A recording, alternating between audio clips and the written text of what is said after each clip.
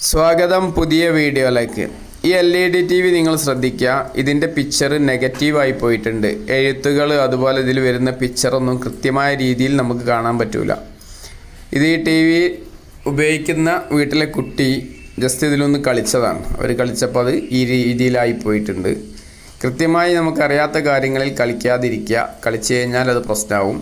ഇതിൻ്റെ മുമ്പ് ഞാൻ MR ബ്രാൻഡിൻ്റെ ഒരു LED TV പിക്ചർ തലതിരിഞ്ഞു പോയത് എങ്ങനെ ശരിയാക്കി എടുക്കണം എന്നുള്ളത് പറഞ്ഞിരുന്നു. അതുപോലെ തന്നെയാണ് ഇതും ശരിയാക്കി എടുക്കേണ്ടത്. മെനു അടിക്കുക, 11:47 അടിക്കുക. അത് വളരെ പെട്ടെന്നായിട്ട് അടിക്കണം. അങ്ങനെ അടിച്ചു കഴിഞ്ഞാൽ ഇവിടെ ഇതിൻ്റെ ഒരു സർവീസ് മെനു കിട്ടും.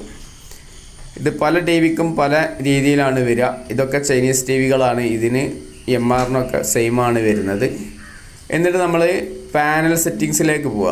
പാനൽ സെറ്റിങ്സ് എന്ന് പറഞ്ഞാൽ ഒരു ഓപ്ഷൻ കാണും, അത് സെലക്ട് ചെയ്യാം. ഇതിൽ കൃത്യമായിട്ട് എനിക്ക് കാണാൻ പറ്റുന്നില്ല, ഞാൻ ഏകദേശം ഗസ് ചെയ്തിട്ടാണ് ചെയ്യുന്നത്. 4-മത്തെയും 5-മത്തെയും ഒക്കെ ഓപ്ഷൻ ഞാൻ ജസ്റ്റ് ഒന്ന് നോക്കുന്നുണ്ട്.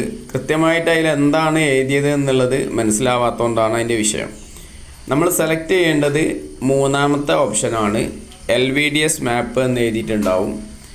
3-മത്തെ ഓപ്ഷൻ പാനൽ സെറ്റിങ്സ് പോയതിനു ശേഷം 3-മത്തെ ഓപ്ഷൻ നമ്മൾ ജസ്റ്റ് ഒന്ന് സൈഡിലേക്ക് ബട്ടൺ അടിച്ചിട്ട് മാറ്റി കൊടുക്കുകയാണ് വേണ്ടത്.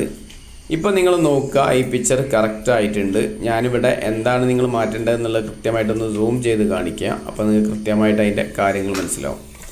ഈ LVDS എന്നുള്ള ആ ഭാഗം ഒന്ന് ജസ്റ്റ് സെലക്ട് ചെയ്യുക. എന്നിട്ട് സൈഡ് ബട്ടൺ ജസ്റ്റ് ഒന്ന് ഞെക്കി കൊടുക്കുക. ലെഫ്റ്റോ റൈറ്റോ ഞെക്കിയാൽ അവിടെ മാറുന്നതായിട്ട് കാണാം. പിക്ചർ ക്ലിയറായി സെറ്റായിട്ടുണ്ട്.